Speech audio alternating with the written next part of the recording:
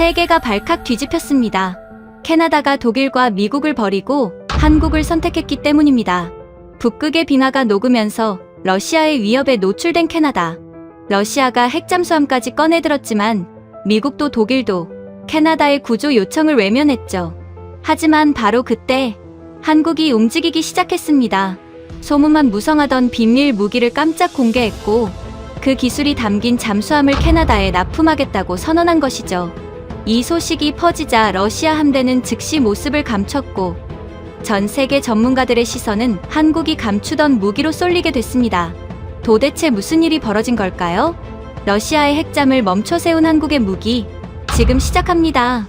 장관님, 전쟁터에서 가성비 따지는 놈들이 제일 먼저 죽습니다. 저는 목이 터져라 외쳤습니다. 하지만 재무장관은 안경 너머로 저를 빤히 쳐다볼 뿐이었어요. 마치 떼쓰는 아이를 보는 눈이었죠. 저는 일라이어스 손, 캐나다 해군 예비역 소장입니다. 차기 잠수함 도입단장이라는 직함을 달고 30년 군 생활의 마지막 임무에 나선 사람이에요.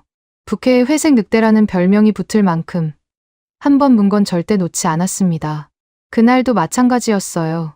오타와 국방부 대회의실, 독일제 유로 2리급 6척, 28조 달러어치 도입안을 들고 재무장관 앞에 섰습니다. 북극해 빙하가 녹고 러시아 핵잠수함이 캐나다 앞마당을 제 집처럼 드나드는 판에 예산 타령이라니 제 부하들의 목숨이 걸린 문제였어요. 그런데 재무장관이 서류를 밀어내며 내뱉은 한마디가 저를 얼어붙게 만들었습니다. 한국산을 알아보시오. 한국, 삼성텔레비전이나 만드는 나라. 그 이름이 제 고막을 때린 순간 저는 주먹을 꽉 쥐었습니다. 심장이 쿵 내려앉는 게 아니라 불덩이처럼 치솟았어요. 장관님, 지금 농담하시는 겁니까? 재무장관은 코웃음을 쳤습니다. 테이블 위로 반토막 난 예산안을 슬쩍 밀어놓더군요. 빨간 줄이 그어진 숫자들을 보는 순간 눈앞이 캄캄했어요. 원래 요청한 금액에서 40%가 잘려나가 있었습니다.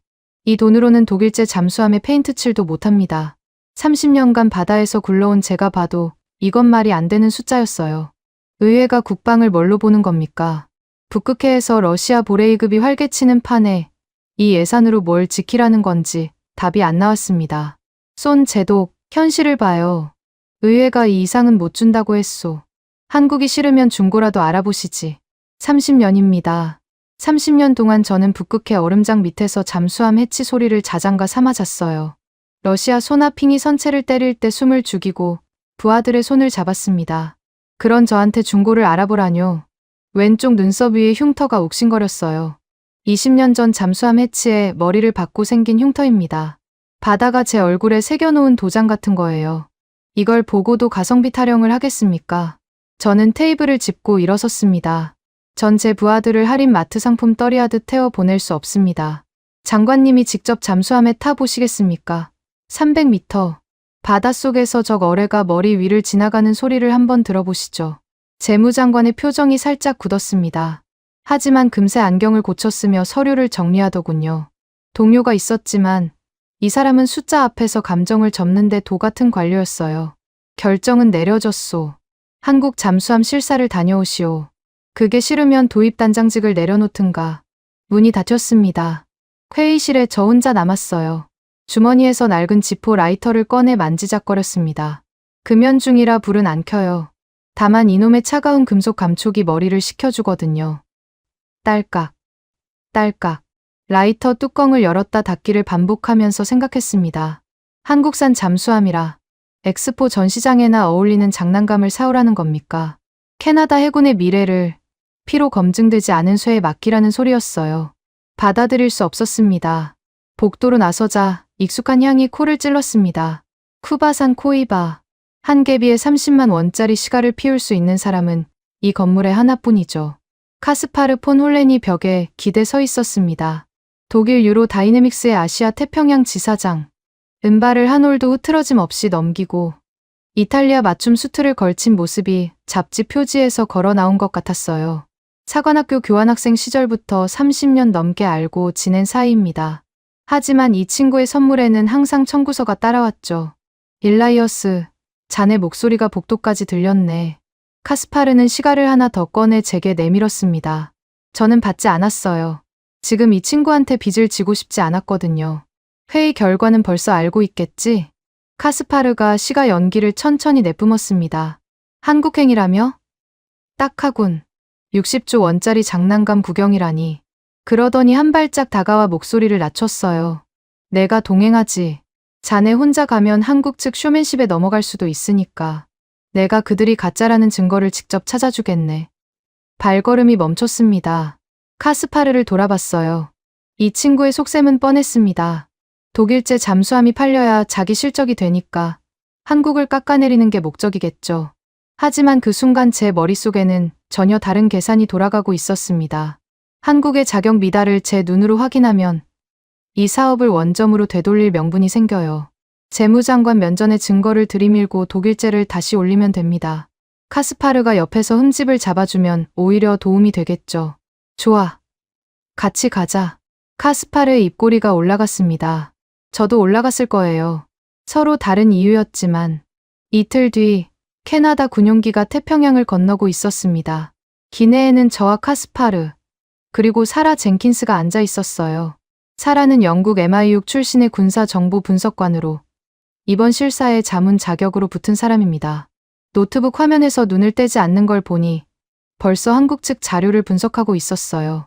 차가운 인상이지만 이 사람의 팩트 체크 능력은 제가 아는 분석관 중 최고였습니다.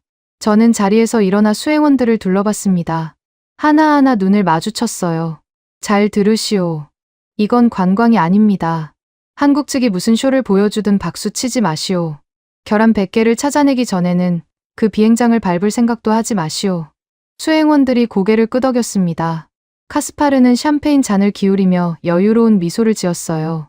편하게 가자고, 일라이어스. 한국에서 찾을 건 결함이 아니라 동정심일 테니. 저는 창밖을 내다봤습니다. 구름 아래로 끝없는 태평양이 펼쳐져 있었어요. 저 바다 어딘가에 한국이 만들었다는 잠수함이 떠다니고 있겠죠. 주머니 속 지포 라이터를 꽉 쥐었습니다. 한국이 뭘 보여주든 저는 부숴놓을 겁니다.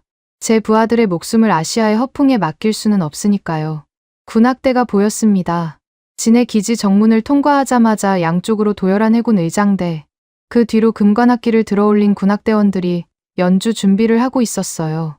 태극기와 캐나다 국기가 나란히 펄럭이고 붉은 카펫까지 깔려 있더군요. 화려했습니다. 너무 화려했어요. 저는 차에서 내리자마자 손을 들었습니다. 멈추시오. 지휘봉을 든 악장이 멈칫했어요. 영접 나온 장교들의 얼굴에 당혹감이 번졌습니다. 카스파르는 뒤에서 시가를 꺼내 물며 구경하는 표정이었죠. 이런 의전이 문제입니다. 음악이 울리고 악수를 나누고 기념사진을 찍으면 그 순간부터 손님이 되어버려요. 손님은 흠을 잡을 수 없습니다. 저는 손님이 되러 태평양을 건너온 게 아니었어요. 영접 대열맨 앞에 한 사람이 서 있었습니다. 키는 저보다 한 뼘쯤 작았지만 어깨가 바위처럼 딱 벌어진 체형이었어요. 계급장을 보니 소장, 최다로 잠수함 사령관이었습니다. 악수를 청하며 환영합니다. 쏜 제독이라고 했지만 눈빛은 환영과 거리가 멀었어요. 이쪽을 시험하는 눈이었습니다. 군인이 군인을 볼 때 쓰는 눈. 저도 그 눈을 압니다. 최 사령관, 브리핑룸은 필요 없습니다. 최 사령관의 눈썹이 미세하게 올라갔어요. 저는 기지 안쪽을 가리켰습니다. 제7전단 수리 도크. 정비창으로 가겠습니다. 지금 당장. 주변이 조용해졌습니다. 통역관이 제 발을 옮기자 한국 측 장교들 사이에서 웅성거림이 퍼졌어요. 예정에 없는 요구였으니까요. 정비창은 잠수함의 내장이 드러나는 곳입니다. 외부 시찰단에게 보여줄 만한 장소가 아니에요. 군사 기밀이 널려 있고 기름때와 용접 불꽃이 튀는 현장이죠. 저는 바로 그것을 보고 싶었습니다. 쇼룸이 아니라 진짜 현장을. 최 사령관이 한 발짝 앞으로 나섰어요. 보안 규정상 비인가 인원의 정비창 출입은 불가합니다. 예상한 대답이었습니다. 당연히 맞겠죠. 문제는 이 벽을 어떻게 뚫느냐였어요. 저는 최 사령관의 눈을 똑바로 봤습니다. 군인의 눈에는 두 가지가 있어요. 규정 뒤에 숨는 눈과 규정 너머를 보는 눈. 최 사령관은 후자였습니다. 직감적으로 알았어요. 그때 옆에서 카스파르가 끼어들었습니다. 자신 없으면 지금이라도 포기하시죠. 보여줄 게 없으니 규정을 방패 삼는 거 아닙니까? 카스파르의 독일식 영어가 통역되자 최 사령관의 턱 근육이 단단하게 굳었어요. 모욕을 삼키는 표정이었습니다. 저는 속으로 카스파르를 욕했어요. 이 바보가 쓸데없이 상대를 자극하면 문이 영영 닫혀버립니다. 외교란 벽을 부수는 게 아니라 문을 열게 만드는 겁니다. 저는 카스파르를 한 발짝 뒤로 밀어내고 최 사령관 앞에 섰습니다.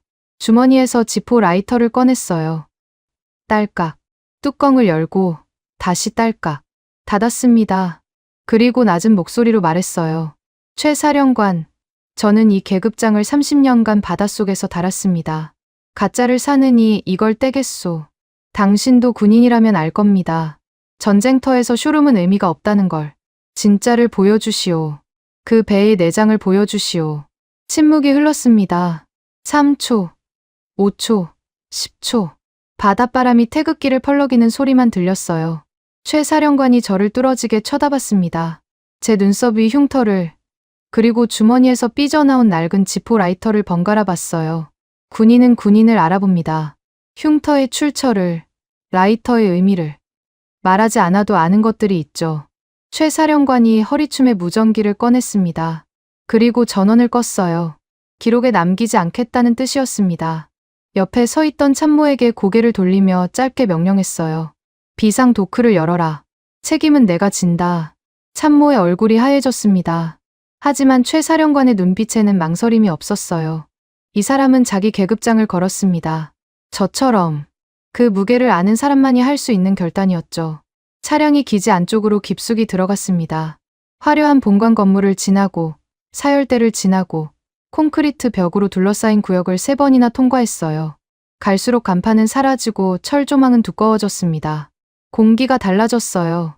바다 짠내의 기름 냄새가 섞이기 시작했습니다. 카스파르가 코를 찡그렸어요. 사라 젠킨스는 창밖을 빠르게 훑으며 뭔가를 노트북에 적고 있었습니다. 도크 입구에서 차가 멈췄습니다. 거대한 철문 앞이었어요. 녹이 슬고 페인트가 벗겨진 꾸미지 않은 문. 그 앞에 한 사람이 서 있었습니다. 작업복 차림이었어요. 기름때가 팔꿈치까지 묻어 있었고 안전모를 비스듬히 쓴 모습이 연구원이라기보다 제철소 현장 반장 같았습니다. 박태수, 국방과학연구소 미사일 체계 개발단장이라고 최 사령관이 소개했어요. 박태수가 손을 내밀었습니다. 저는 그 손을 잡았어요. 거칠었습니다. 손톱 밑에 영원히 지워지지 않을 것 같은 기름때와 흑연 가루가 박혀 있었어요. 이 손은 책상 앞에 앉아있던 손이 아니었습니다. 무언가를 깎고, 조이고, 직접 만져본 손이었어요. 30년간 바다에서 사람의 손만 봐온 저는 이런 손의 의미를 압니다. 이건 현장의 손이었어요. 본능적으로 호기심이 치밀었습니다. 이 사람이 무엇을 만들었는지 궁금해졌어요. 카스파르가 뒤에서 코를 막으며 중얼거렸습니다. 고철 처리장 냄새가 나는 곳. 박태수가 카스파르를 봤어요. 표정 변화가 없었습니다. 모욕을 들었는지 못 들었는지도 알 수 없었어요. 다만 최 사령관의 턱이 다시 한번 단단하게 굳는 게 보였습니다. 저는 카스파르의 팔을 잡아 뒤로 끌었어요. 이 친구가 입을 열 때마다 상황이 꼬여가고 있었거든요. 박태수가 철문 쪽으로 몸을 돌렸습니다. 등에 묻은 기름 자국이 땀과 섞여 얼룩져 있었어요. 이 사람은 우리를 맞이하려고 나온 게 아니라 작업 중에 불려 나온 거였습니다. 철문의 잠금 장치를 해제하며 박태수가 짧게 말했어요. 들어오십시오. 거대한 철문이 천천히 열렸습니다. 그 안에서 쏟아져 나온 건 형광등 불빛과 용접 불꽃, 그리고 쇠와 바다가 뒤섞인 날것의 냄새였어요. 눈이 적응하는데 몇 초가 걸렸습니다. 그리고 시야가 트이는 순간 저는 숨을 멈췄어요. 물이 빠진 건식 도크. 그 한가운데 누워있는 거대한 검은 형체. 도산한 창호한 배치투. 쏜 제독인 저의 30년 경험이 말하고 있었습니다. 저건 보통 물건이 아니라고. 도크 바닥으로 내려가는 철제 계단은 32개였습니다. 한 칸 내려갈 때마다 공기가 무거워졌어요. 기름, 쇠에 바닷물이 뒤섞인 냄새가 폐를 눌렀습니다. 형광등 불빛이 콘크리트 바닥에 웅덩이처럼 고여 있었고 곳곳에서 용접 불꽃이 별처럼 튀었어요. 이건 전시관이 아니었습니다. 살아있는 현장이었죠. 계단 마지막 칸을 밟고 고개를 들었을 때 저는 걸음을 멈출 수밖에 없었습니다. 물이 빠진 건식 도크 한가운데 도산한 창호한 배치투가 거대한 고래처럼 누워 있었어요. 3,600톤. 숫자로는 알고 있었습니다. 하지만 숫자와 실물은 완전히 다른 겁니다. 도크 바닥에 서서 올려다본 선체는 건물이었어요. 어둡고 묵직하고 압도적이었습니다. 옆에 서 있던 사라 젠킨스가 노트북을 잠시 내리고 선체를 올려다봤어요. 그 차가운 분석관의 눈에도 놀라움이 스친 걸 저는 놓치지 않았습니다. 카스파르가 먼저 움직였습니다. 선체 쪽으로 성큼성큼 걸어가더니 표면에 손을 대고 위아래로 훑었어요. 그리고 돌아서며 입꼬리를 올렸습니다. 마감이 엉망이군.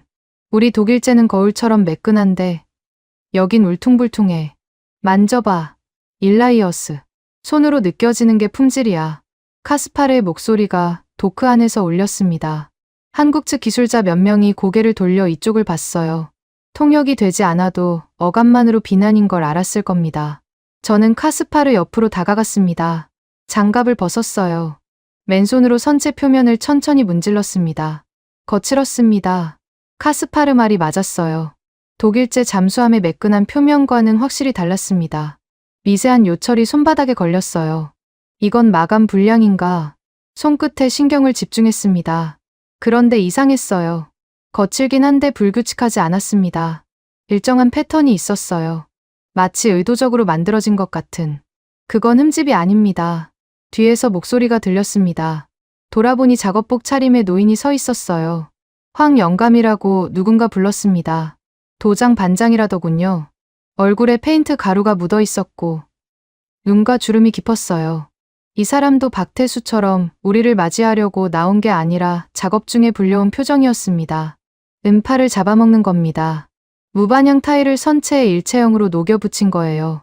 세계 어디서도 이렇게는 못합니다. 황영감의 말투는 설명이 아니라 통보였어요. 자부심 같은 게 아니었습니다. 사실을 말하는 사람의 어조였죠. 저는 주머니에서 확대경을 꺼냈습니다. 30년간 잠수함 실사 때마다 가지고 다니는 물건이에요. 렌즈를 표면에 바짝 갖다 댔습니다. 타일과 선체의 접합선을 찾으려고 했어요. 무반영 타일은 따로 붙이는 겁니다. 반드시 이음새가 있어야 합니다. 독일제든 프랑스제든 미세한 접합선이 보이기 마련이에요. 보이지 않았습니다. 렌즈를 옮겨가며 세 군데를 더 확인했어요. 없었습니다. 접합선이 없어요. 마치 선체와 타일이 처음부터 한 몸이었던 것처럼 경계가 사라져 있었습니다. 이건 불가능한 겁니다. 제가 아는 기술 체계에서는 확대경을 든 손이 미세하게 떨렸어요. 카스파르에게 들키면 안 됩니다. 저는 천천히 확대경을 주머니에 넣으며 표정을 관리했습니다.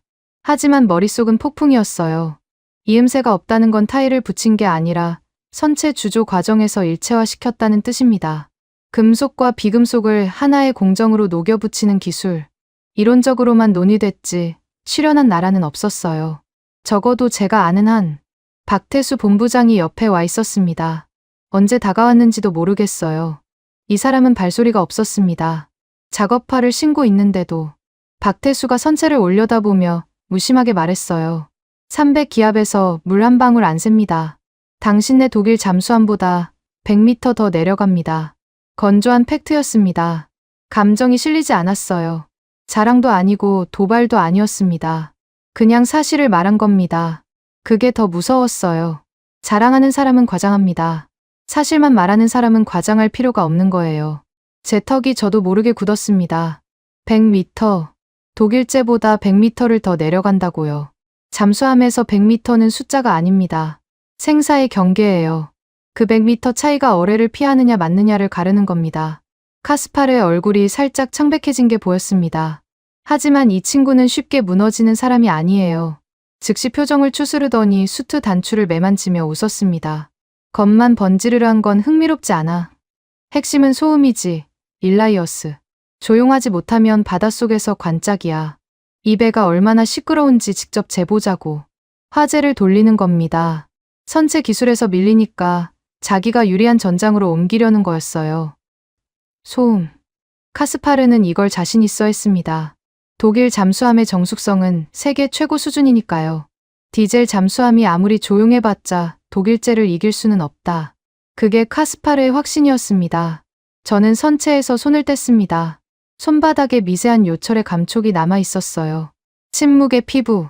황영감이 쓴 표현은 아니지만 제 머릿속에 저절로 떠오른 단어였습니다. 소리를 먹어치우는 피부. 카스파르는 소음 테스트에서 승부를 보겠다고 했지만 제 직감은 다른 말을 하고 있었어요. 이 선체를 만든 사람들이 소음을 놓쳤을 리 없다고. 박태수가 도크 출구 쪽으로 걸어가며 한마디를 던졌습니다. 출항 준비는 되어 있습니다. 타보시겠습니까? 카스파르가 먼저 대답했어요. 당연하지. 직접 재봐야 믿을 수 있으니까. 저는 대답 대신 지포 라이터를 주머니에서 꺼냈습니다. 딸깍. 뚜껑을 열었어요. 불은 켜지 않았습니다. 다만 이 차가운 금속을 쥐고 있으면 생각이 정리되거든요. 카스파르는 자신만만했습니다. 하지만 저는 불안했어요. 아까 확대경으로 봤던 그 경계 없는 표면이 자꾸 눈앞에 아른거렸습니다. 이건 가성비 좋은 아시아산 장난감이 아닐 수도 있어요. 30년 경험이 보내는 경고등이 머릿속에서 깜빡거리고 있었습니다. 해치가 닫히는 소리는 언제 들어도 익숙해지지 않습니다. 쿵. 금속이 금속을 물어뜯는 둔탁한 울림. 그 소리가 나는 순간 바깥 세상과의 연결이 끊어져요. 빛도, 바람도, 하늘도 사라집니다.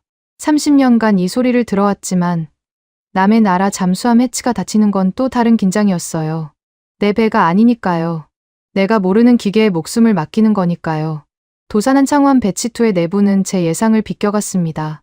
좁을 줄 알았어요.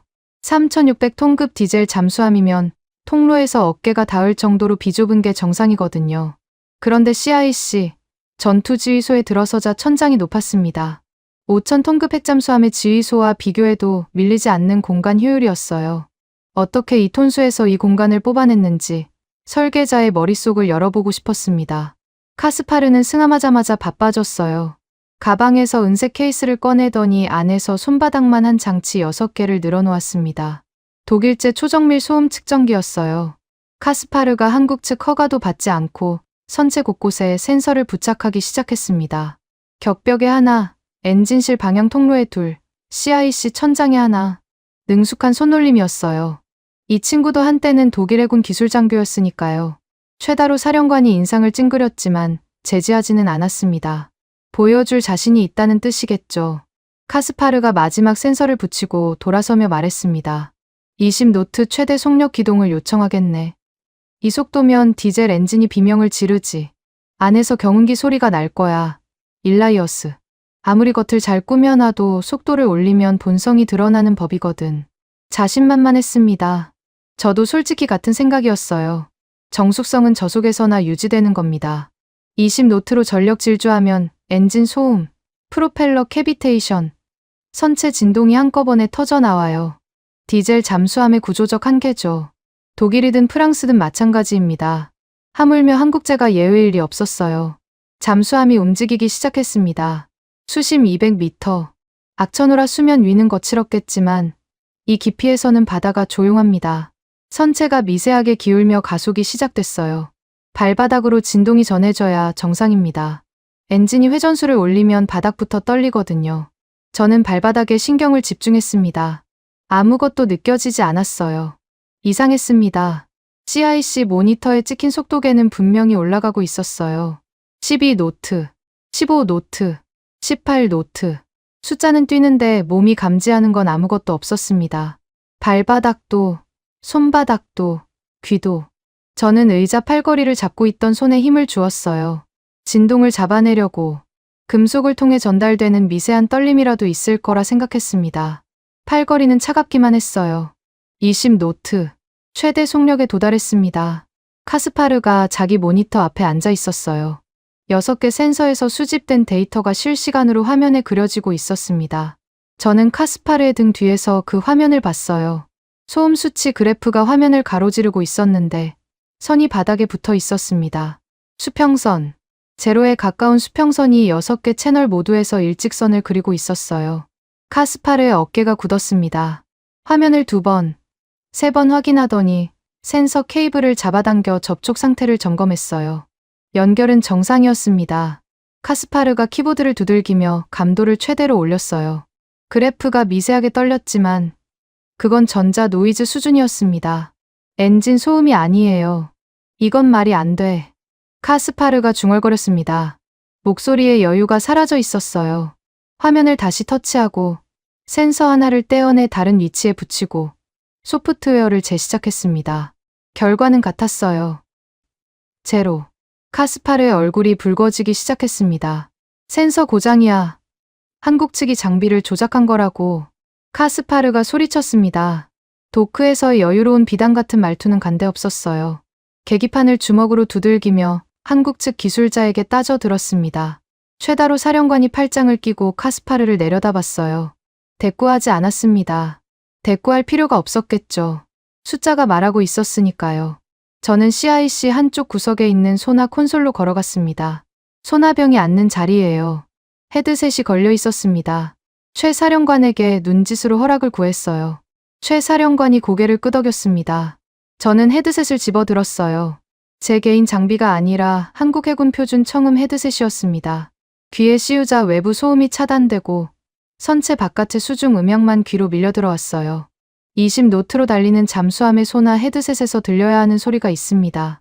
엔진 진동이 선체를 타고 전달되는 저주파 웅웅거림. 프로펠러가 물을 가르며 만드는 캐비테이션 거품 소리. 보조 기관의 고주파 윙윙거림. 30년간 수십 종류의 잠수함에서 이 소리를 들어왔어요. 국적과 기종이 달라도 패턴은 비슷합니다. 기계는 반드시 소리를 내거든요. 들리지 않았습니다. 엔진 소음이 없었어요. 프로펠러 소리도 없었습니다. 보조 기관 소리도. 헤드셋 너머로 들려오는 건 단 하나. 선체 외벽을 스쳐 지나가는 바닷물 소리뿐이었어요. 쉬이. 부드러운 물살이 금속 표면을 어루만지는 소리. 마치 강바닥에 가라앉은 돌멩이를 물이 감싸 흐르는 것 같았습니다. 이건 잠수함이 내는 소리가 아니에요. 바다가 내는 소리입니다. 이 잠수함은 바다 자체와 구별이 되지 않았어요. 등골이 서늘해졌습니다. 30년 만에 처음 느끼는 감각이었어요. 두려움이 아니었습니다. 경외였어요. 이 배가 적이었다면 우리 해군은 이걸 찾을 수 없었을 겁니다. 소나가 잡아내는 건 소리인데 소리가 없으면 존재하지 않는 것과 같으니까요. 보이지 않는 배, 들리지 않는 배, 바다에 녹아버린 배. 천천히 헤드셋을 벗었습니다. 손이 떨리지 않도록 의식적으로 천천히 움직였어요. 카스파르가 창백한 얼굴로 저를 보고 있었습니다. 센서 고장 운운하던 기세는 이미 꺼져 있었어요. 제가 직접 귀로 확인하러 갔다는 건 카스파르의 장비가 아니라 제 판단을 믿겠다는 뜻이니까요. 그리고 제 표정을 본 카스파르는 답을 알았을 겁니다. 저는 헤드셋을 소나 콘솔에 걸고 카스파르에게 돌아섰습니다. 자네 말이 맞군. 카스파르. 고장 난 것처럼 조용해. 카스파르가 입술을 깨물었어요. 대꾸하지 못했습니다. CIC 안에 한국 해군 장병들은 아무런 반응도 보이지 않았어요. 놀라지도 자랑스러워하지도 않았습니다. 이 사람들에게는 이게 일상인 겁니다. 매일 타는 배가 이렇게 조용한 게 당연한 거예요. 그 무심함이 저를 한 번 더 때렸습니다. 박태수 본부장이 CIC 구석에서 커피를 마시고 있었어요. 이 소동 내내 한마디도 하지 않았습니다.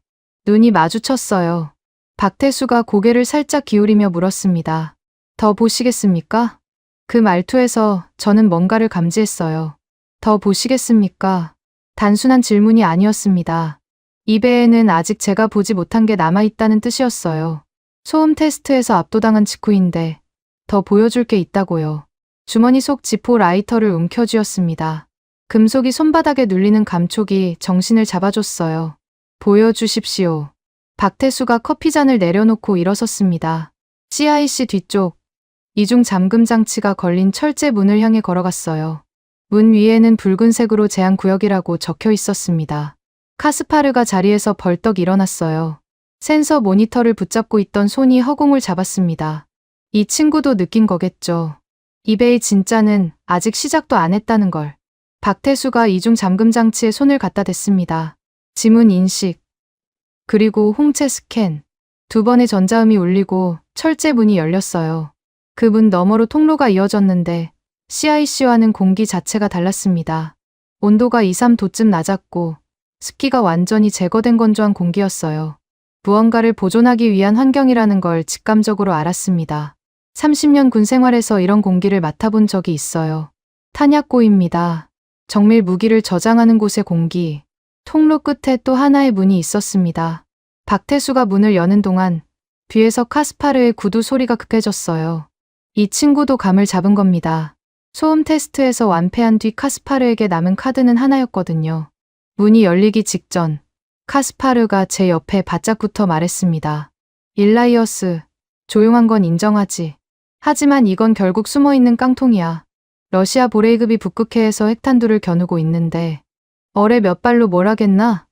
캐나다가 필요한 건 억제력이야. 입에 그게 있어? 저는 대답하지 못했습니다. 카스파르의 말이 맞았기 때문이에요. 아무리 조용해도 공격 능력이 없으면 바닷속의 관측소에 불과합니다. 캐나다가 원하는 건 적이 두려워하는 무기예요. 숨는 능력만으로는 북극해를 지킬 수 없습니다. 카스파르는 이걸 알았고 이 지점에서 승부를 뒤집으려 했어요. 솔직히 저도 같은 의문을 품고 있었습니다. 선체 기술과 정숙성은 인정하겠어요. 하지만 이빨이 없는 상어가 무슨 소용입니까? 문이 열렸습니다. 수직 발사관 데크였어요. 천장이 CIC보다 높았습니다. 그리고 그 공간 한가운데 6기의 수직 발사관이 도열해 있었어요. 직경만 봐도 일반 어뢰관과는 차원이 달랐습니다. 발사관 해치 위에 붉은색 안전띠가 둘러져 있었고 각각의 해치에는 일련 번호가 찍혀 있었어요. 박태수가 발사관 앞에 섰습니다. 그리고 해치 하나를 열었어요. 유압 장치가 작동하며 무거운 금속 뚜껑이 천천히 올라갔습니다. 쉬, 기밀이 풀리는 소리가 났어요. 그 안에서 모습을 드러낸 것은 제가 본 어떤 미사일과도 달랐습니다. 탄두부터 보였어요. 검은색 원추형 탄두 아래로 이어지는 동체, 그리고 동체 중앙부에 입을 벌리고 있는 거대한 흡기구.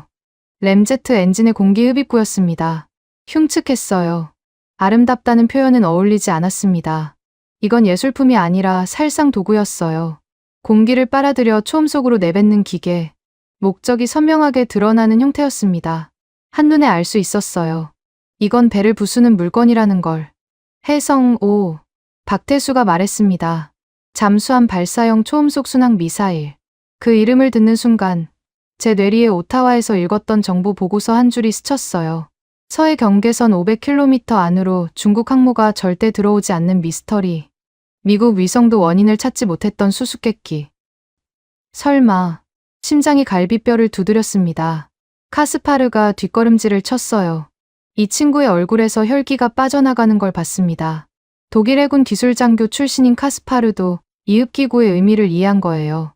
램제트는 마하 2 이상에서만 작동하는 엔진입니다. 이 크기의 흡기구라면 마하 3 이상. 수면 저공 비행이 가능하다면 이건 함대 방공망을 뚫는 물건이에요. 방어가 불가능하다는 뜻입니다. 박태수가 벽면 스크린을 켰습니다. 해도가 떴어요. 서해 전역이 표시된 전술 지도였습니다. 그 위에 붉은 점들이 움직이고 있었어요. 중국 산둥함 항모 전단의 최근 항적 로그였습니다. 붉은 점들이 한국 영해 쪽으로 접근하다가 500km 선에서 일제히 뱃머리를 돌리는 궤적이 찍혀 있었어요. 한 번이 아니었습니다. 3번, 5번, 7번. 지난 1년간 반복된 패턴이었어요. 매번 같은 선에서 되돌아갔습니다. 마치 보이지 않는 벽에 부딪힌 것처럼. 사라 젠킨스가 노트북을 들고 스크린 앞으로 다가갔습니다. 화면을 뚫어지게 보더니 자기 노트북에서 뭔가를 불러왔어요. 위성 사진이었습니다.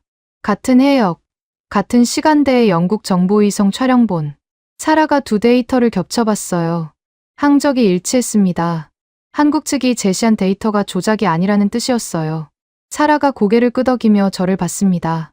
그 차가운 눈에 확신이 담겨 있었어요. 박태수가 스크린 앞에 서서 담담하게 말했습니다. 놈들이 왜 도망갔을까요? 이 녀석이 조준하고 있었기 때문입니다. 마하 3.5, 사거리 500km, 수면 5m 저공비행, 발사에서 명중까지 7분, 항모 전단의 방공망이 반응할 시간이 없습니다. 7분. 저는 그 숫자를 머릿속에서 굴렸어요. 500km 밖에서 발사해서 7분 만에 항공모함을 타격한다. 이지스 구축함의 대공 레이더가 마하 3.5의 저공 비행체를 포착하고 요격하기까지 필요한 최소 시간이 9분입니다. 2분의 차이. 2분이면 이미 끝나는 거예요. 박태수가 말을 이었습니다. 우린 쏘면 맞춥니다. 짧은 문장이었어요. 자랑이 아니었습니다. 36년을 이 한 발에 갈아 넣은 사람의 확신이었어요. 기름때가 박힌 그 투박한 손이 미사일 동체를 쓸었습니다. 아버지가 자식의 어깨를 만지는 것 같은 손길이었어요. 카스파르가 벽에 등을 기대고 있었습니다. 아무 말도 하지 않았어요. 이탈리아 맞춤 수트의 매끈한 표면, 위로 식은땀이 배어나오는 게 보였습니다. 소음 테스트에서는 센서 고장이라고 발뺌할 수 있었어요. 하지만 이건 다릅니다. 눈앞에 있는 저 흉측한 램제트 엔진과 스크린 위에서 도망치는 중국 항모의 붉은 점들. 이건 부정할 수 없는 실물이었어요. 저는 발사관 앞에 섰습니다. 해성호의 검은 탄두를 올려다봤어요. 이 미사일 한 발이 북극해의 판도를 바꿀 수 있습니다. 러시아 항모가 캐나다 영해에 접근하는 순간 보이지 않는 잠수함에서 이것이 날아간다면 접근 자체를 거부할 수 있어요. 핵무기 없이 핵잠수함의 억제력을 구현하는 겁니다. 제 왼쪽 눈썹 위 흉터가 다시 욱신거렸습니다. 하지만 이번에는 분노 때문이 아니었어요. 깨달음 때문이었습니다. 30년간 저는 피로 검증되지 않은 쇠는 믿지 않는다고 말해왔습니다. 그런데 이 쇠는 피 대신 다른 것으로 검증되고 있었어요. 중국 해군의 공포, 500km 밖에서 뱃머리를 돌리게 만드는 공포, 피를 흘리기 전에 적을 멈추게 하는 무기. 이건 제가 평생 찾아왔던 답이었습니다. 그때 주머니에서 진동이 울렸어요. 위성 전화였습니다. 화면에 뜬 발신자를 보고 숨이 멎었습니다. 오타와 국방부 직통 위성 회선이었어요. 이 번호로 전화가 온다는 건 두 가지 중 하나입니다. 전쟁이 났거나 누군가의 목이 날아가거나. 수신 버튼을 눌렀습니다. 귀에 대기도 전에 고함이 쏟아졌어요. 쏜. 당장 철수해. 지금 뭐 하는 거야? 국방부 차관 목소리였습니다. 레이몬드 피츠제럴드. 군 경력은 하루도 없으면서 국방 예산 칼자루를 쥐고 있는 관료예요. 이 사람이 직접 위성 전화를 건다는 건 상황이 심각하다는 뜻이었습니다. 차관님, 지금 실사 중입니다. 무슨 일이십니까? 무슨 일이냐고? 내가 물어볼 말이야. 자네가 보안구역을 무단으로 열었다는 보고가 올라왔어. 정신이 나갔나? 한국 잠수함은 없던 일로 해? 독일제 중고 유로 2.1급을 도입하기로 최종 결정했어. 의회 승인도 떨어졌고 심장이 쿵 내려앉았습니다. 독일제 중고라고요. 20년 넘은 고철을 캐나다 해군에 넘기겠다는 소립니까? 북극해에서 러시아 보레이급과 마주칠 부하들한테 고물 깡통을 태우겠다는 겁니까? 방금 전 제 눈앞에서 본 해성호가 아른거렸어요. 마하 3.5, 사거리 500km, 항모 전단을 500km 밖에서 쫓아내는 괴물.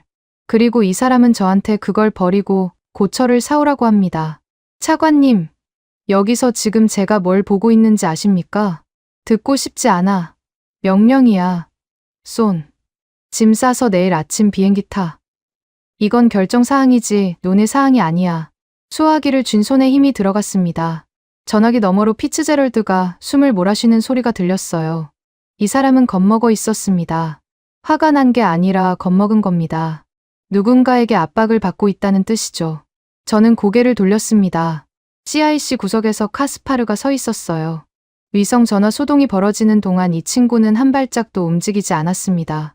팔짱을 끼고 벽에 기대선 채 제 표정을 읽고 있었어요. 저와 눈이 마주치자 카스파르가 입꼬리를 올렸습니다. 그 웃음. 30년을 알아온 사이라 단번에 알 수 있었어요. 승리를 확신하는 자의 웃음이었습니다. 내가 손 좀 썼지. 일라이어스.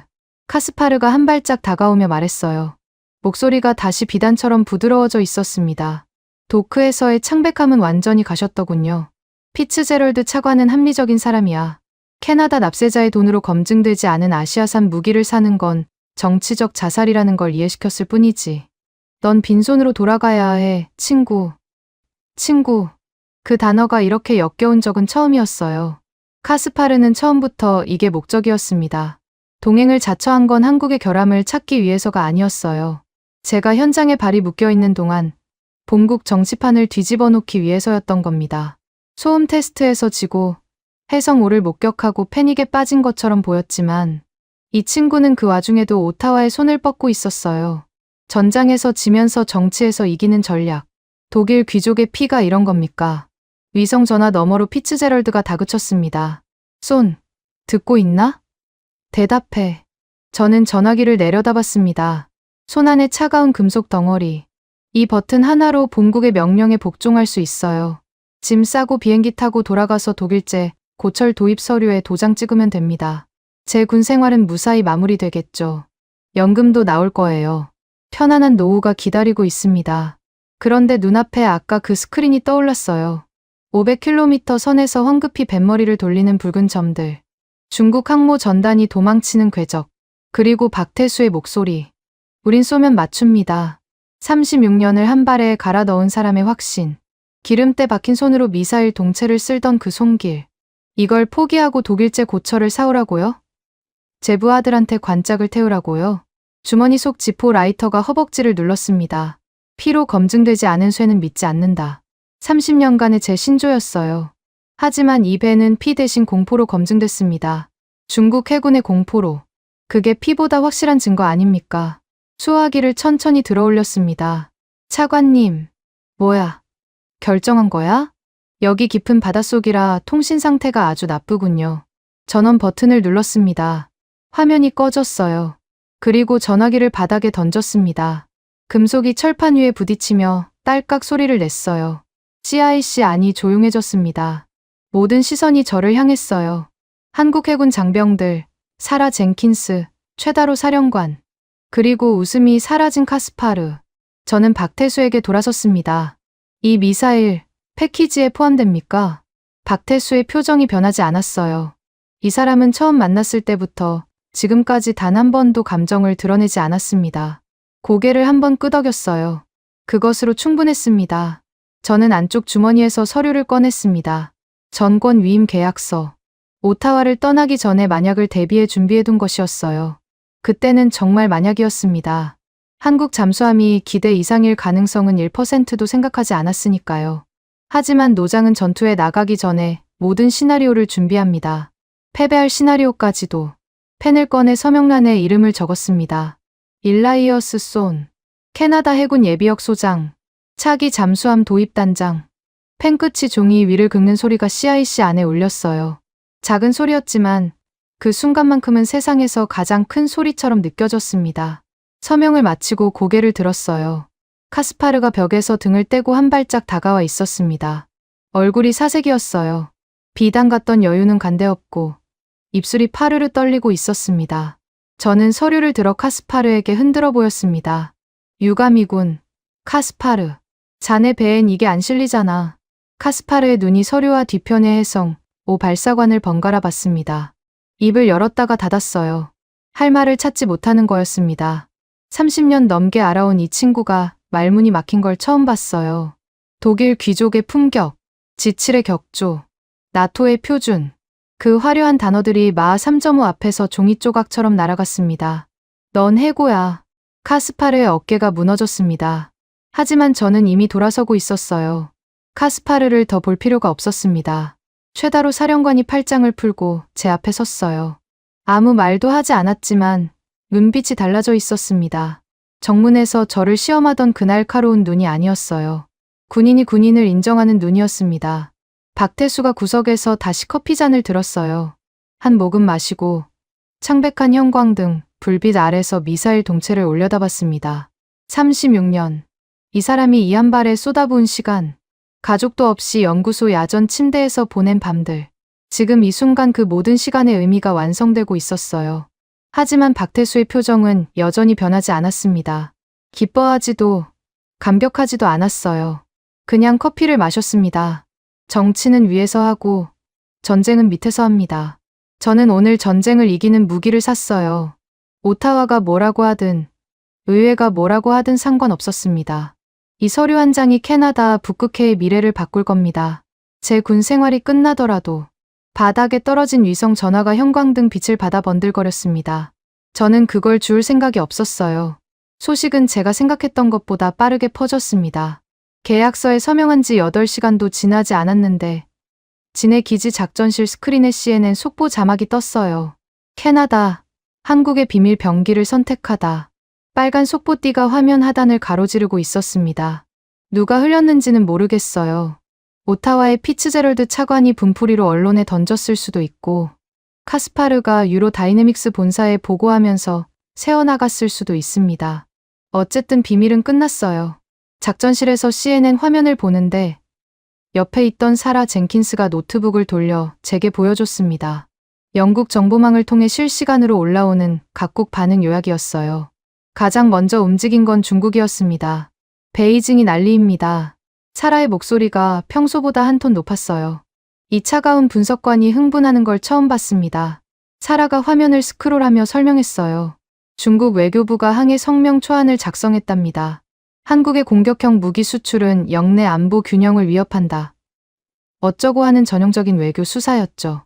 하지만 그 성명은 발표되지 못했어요. 인민해방군 해군 사령부가 막았습니다. 사라가 화면 위에 감청 요약본을 가리켰어요. 인민해방군 내부 통신이었습니다. 해군 사령부가 외교부에 보낸 긴급 전문의 요지는 명확했어요. 해성 5의 실전 배치가 확인됐다. 지금 한국을 자극하면 우리 항모가 위험하다.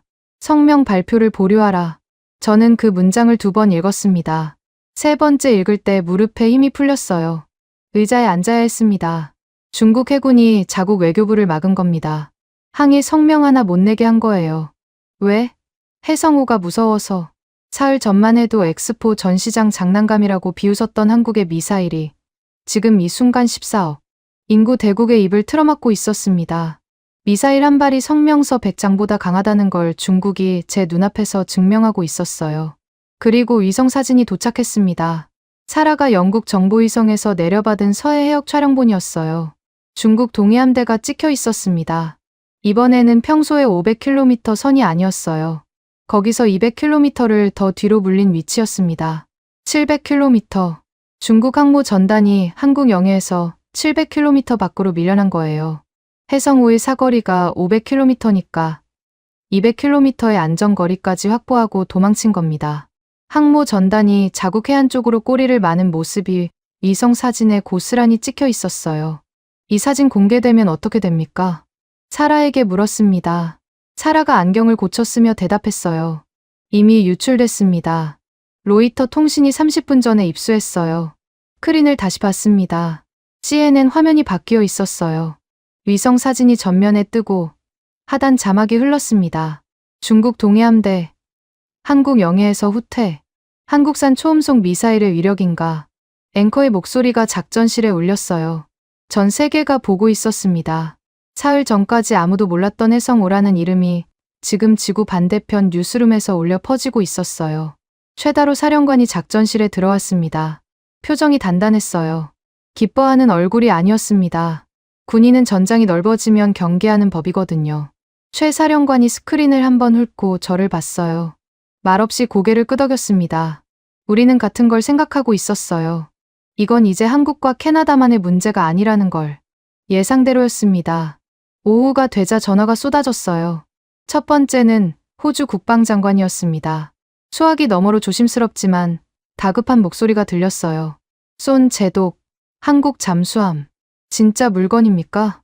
두 번째는 폴란드 국방장관이었습니다. 질문은 거의 같았어요. 세 번째는 노르웨이였습니다. 네 번째 전화가 왔을 때 저는 웃음이 나왔어요. 사흘 전 오타와 회의실에서 한국이라는 이름에 주먹을 쥐었던 제가 지금은 한국산 무기의 보증인이 되어 있었으니까요. 호주 국방장관에게 대답했습니다. 줄 서시오. 내가 먼저 찜했으니. 전화를 끊고 작전실 구석을 봤어요. 카스파르가 접이식 의자에 앉아 있었습니다. 아까까지의 사색은 아니었지만 완전히 다른 의미로 얼굴이 굳어 있었어요. 손에 든 건 시가가 아니라 스마트폰이었습니다. 화면을 들여다보는 눈동자가 미동도 하지 않았어요. 저는 카스파르에게 다가가지 않았습니다. 무슨 내용인지 짐작이 갔거든요. 나중에 사라가 확인해줬어요. 카스파르는 유로 다이내믹스 본사로부터 해고 통지 이메일을 받았습니다. 아시아 태평양 지사장직 박탈. 즉시 귀국 명령. 캐나다 사업 실패의 책임을 물은 거였죠. 독일 융커 가문의 자존심으로 30년을 버텨온 이 친구가 스마트폰 화면 앞에서 꼼짝도 못하고 있었습니다. 동정이 들었냐고요? 아니요. 들지 않았습니다. 카스파르는 제가 현장에서 진실을 보고 있는 동안 오타와의 로비를 넣어 독일제 고철을 밀어붙이려 했어요.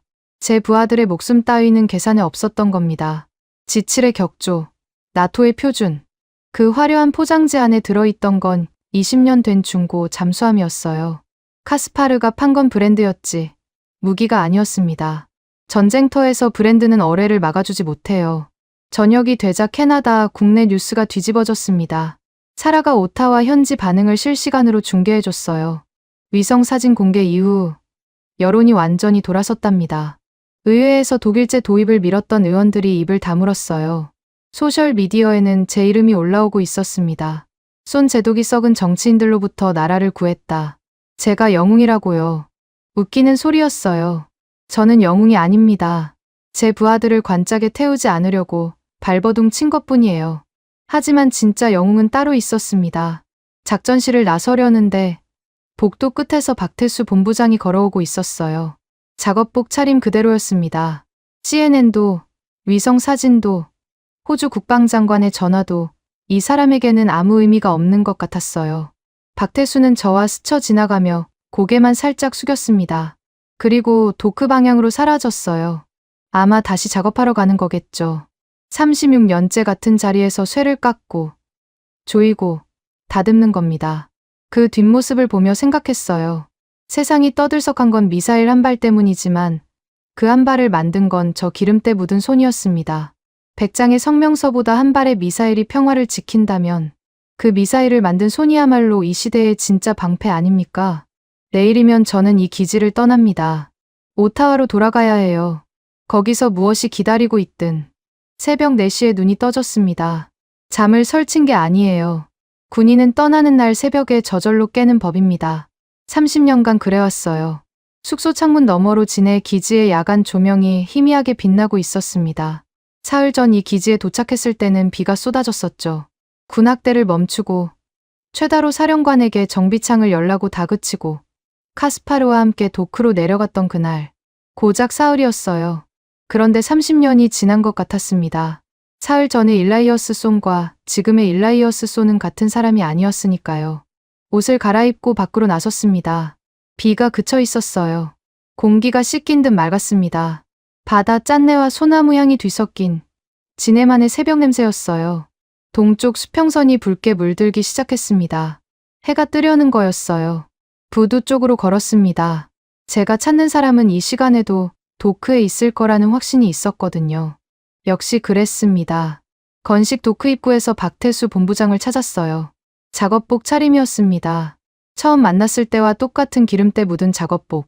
이 사람은 갈아입지 않는 건지 아니면 매일 새 작업복을 입어도 1시간이면 이렇게 되는 건지. 안전모를 벗어 겨드랑이에 끼고 도크 안쪽을 들여다보고 있었어요. 도산한 창원 배치투의 선체가 새벽 형광등 아래서 검게 빛나고 있었습니다. 박 본부장. 박태수가 돌아봤어요. 놀라지 않았습니다. 제가 올 줄 알았던 건지 아니면 이 사람은 원래 놀라는 법이 없는 건지. 표정은 여전히 무심했어요. 사흘 동안 이 얼굴을 봤지만 감정의 파동을 단 한 번도 읽지 못했습니다. 혜성 5를 보여줄 때도, 카스파르의 모욕 앞에서도, 제가 계약서에 서명할 때도 이 사람의 감정은 전부 저 쇠 안에 들어가 있는 것 같았어요. 36년치 희노애락이 미사일 탄두 속에 압축되어 있는 겁니다. 저는 자세를 바로 잡았습니다. 발꿈치를 모으고 등을 폈어요. 오른손을 이마 옆으로 올렸습니다. 경례. 군인 대 군인의 경례였어요. 사흘 전 정문에서 최다로 사령관에게도 하지 않았던 정식 경례를 이 기름투성이 연구원에게 붙이는 겁니다. 제 30년 군 생활에서 민간인에게 먼저 경례한 건 이번이 처음이었어요. 박태수가 당황한 기색을 보였습니다. 사흘 만에 처음으로 이 사람의 표정이 움직였어요. 쑥스러운 듯 안전모를 만지작거리다가 기름 묻은 오른손을 어색하게 이마 옆으로 올렸습니다. 투박했어요. 군인의 경례가 아니었습니다. 각도도 맞지 않았고 손끝도 떨렸어요. 하지만 그게 더 무거웠습니다. 36년간 쇠를 깎은 손이 올리는 경례는 어떤 장군의 완벽한 경례보다 묵직했어요. 잘 쓰시오. 박태수가 말했습니다. 지키는 데만 쓰시오. 짧은 문장이었어요. 2마디. 하지만 그 안에 36년이 들어 있었습니다. 이 사람이 가족도 없이 연구소 야전 침대에서 보낸 밤들, 실패하고, 다시 깎고 다시 조립하고, 다시 쏘아본 수천 번의 시행착오. 그 모든 시간이 고작 2마디로 압축되어 제 귀에 꽂혔어요. 잘 쓰시오. 지키는 데만 쓰시오. 이 미사일은 전쟁을 일으키라고 만든 게 아니라 전쟁을 막으라고 만든 거라는 뜻이었죠. 경례를 내렸습니다. 악수를 청했어요. 박태수의 기름때 박힌 손이 제 손을 잡았습니다. 거칠고 단단하고 따뜻했어요. 사흘 전 처음 이 손을 잡았을 때와 같은 감촉이었지만 제가 느끼는 무게가 달라져 있었습니다. 그때는 호기심이었어요. 지금은 존경이었습니다. 부두를 떠나는 차 안에서 뒤를 돌아봤어요. 박태수는 이미 도크 안으로 들어가고 있었습니다. 뒷모습이 새벽 형광등 불빛에 잠깐 비쳤다가 사라졌어요. 내일도, 모레도, 그 다음 날도 저 사람은 같은 자리에서 쇠를 깎고 있겠죠. 세상이 떠들썩하든 말든 동쪽 수평선 위로 붉은 해가 완전히 떠올랐습니다. 지네만의 바다가 핏빛으로 물들었어요. 아름다웠습니다. 30년간 바다를 봐왔지만 이렇게 본 건 처음이었어요. 저기 두려워하는 바다, 평화로운 바다, 그 두 가지가 같은 바다일 수 있다는 걸 한국이 제게 가르쳐 줬습니다. 오타와에 도착하자마자 기자회견장으로 직행했습니다. 공항에서 갈아입을 시간도 없었어요. 구겨진 군복 차림 그대로 단상에 올라섰습니다. 플래시 세례가 쏟아졌어요. 수백 개의 카메라 렌즈가 저를 향했습니다. 기자석이 꽉 차 있었어요. 통로에까지 사람이 서 있었습니다. CNN 속보 이후 캐나다 전역이 이 회견을 기다리고 있었거든요. 첫 번째 질문이 날아왔습니다. 왜 하필 한국입니까? 지칠 국가의 자존심을 버린 겁니까? 마이크 앞에 섰어요. 플래시가 멈추지 않았습니다. 눈이 부셨지만 제 눈앞에 보이는 건 카메라가 아니었어요. 도크 바닥에서 올려다본 도산한 창호함의 검은 선체, 소나 헤드셋 너머로 들렸던 바닷물 소리, 발사관 안에서 입을 벌리고 있던 해성오의 흉측한 흡기구, 그리고 기름때 묻은 손으로 투박하게 경례하던 박태수의 얼굴. 우리는 그동안 오만했습니다. 기자석이 조용해졌어요. 브랜드는 전쟁터에서 당신을 지켜주지 않습니다. 지칠의 격조가 어뢰를 막아주지 않아요. 중요한 건 단 하나, 적이 두려워하느냐입니다. 숨을 한 번 쉬었습니다. 한국은 그것을 증명했습니다. 말이 아니라 쇠로, 브랜드가 아니라 실력으로, 진정한 명품은 박물관이 아니라 저 치열한 한국의 도크 안에 있었습니다. 플래시가 미친 듯이 터졌어요. 제 뒤쪽 스크린에 태극기와 캐나다 국기가 교차되어 떠올랐습니다. 저는 마이크에서 손을 뗐어요. 주머니에서 지포 라이터를 꺼냈습니다. 딸깍. 뚜껑을 열었어요. 금연 중이라 불은 안 켭니다. 30년간 그래왔죠.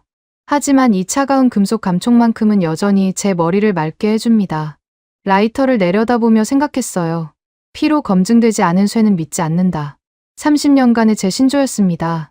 한국은 그 신조를 부숴버렸어요. 피 대신 공포로, 전쟁 대신 억제로, 한 발의 미사일이 항모 전단을 700km 밖으로 쫓아내는 것으로, 피를 흘리지 않고 적을 멈추게 하는 쇠, 그런 게 있다는 걸 저는 60 가까이 먹어서야 알았습니다. 라이터 뚜껑을 닫았어요. 딸깍. 기자회견장의 소란이 멀어졌습니다. 눈을 감으면 지네만의 붉은 해가 떠올랐어요. 그리고 도크로 돌아가는 박태수의 뒷모습.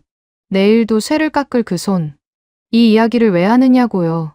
30년간 바다 밑에서 먹고 자고 싸운 노병이 태평양 건너편의 작은 도크에서 세상의 상식이 깨지는 걸 목격했기 때문입니다. 한국인들은 스스로 몰라요. 자기들이 만든 쇠가 얼마나 무서운지. 하지만 중국은 압니다. 이제 캐나다도 알고요. 곧 세계가 알게 될 겁니다. 지금까지 대한민국의 감동을 전하는 감동유나였습니다. 대한민국의 기적 같은 이야기 다음에 또 들려드리겠습니다. 선배님들, 좋은 하루 되세요.